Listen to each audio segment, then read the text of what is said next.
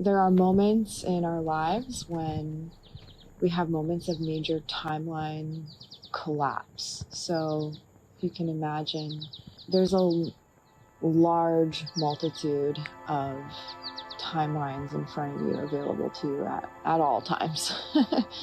And there's minutia, they look almost like veins to me when I see them.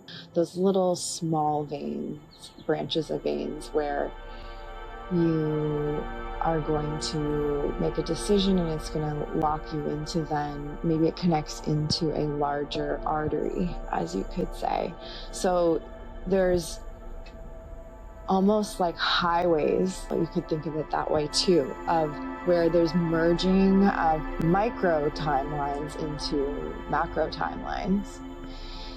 And there's multitudes of those macro timelines. So they're all like interconnected, just like a highway system.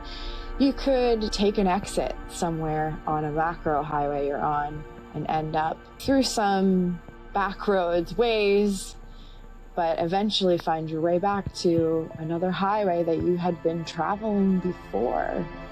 And that highway is then the direction you're on. So you can also be kind of stuck in those back roads, connector roads for some time, toggling between two major timelines. Those can be periods of a lot of confusion, feeling like you're getting turned around, because somehow you're not making a clear choice about something critical to which timeline you're going to end up on. I'm also seeing that you could get sometimes potentially delayed in an area like that so that the universe can bring you into contact with somebody who's going to help push you into one timeline or another. And so that's one way you can understand timelines and how they work.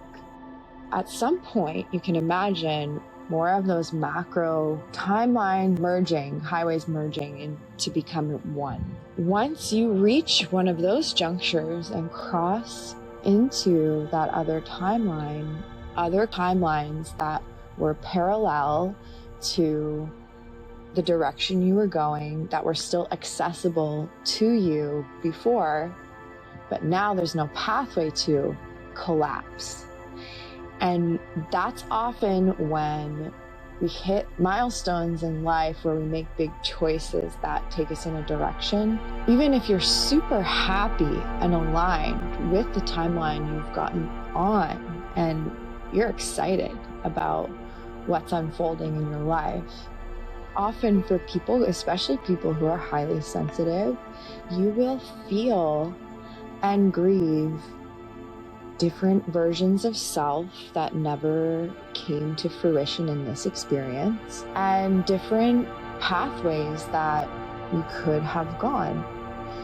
And so just let yourself, if you're in one of those moments, let yourself have that time to grieve. Go into those parts of yourself. Really think about all those roads less traveled that you didn't take.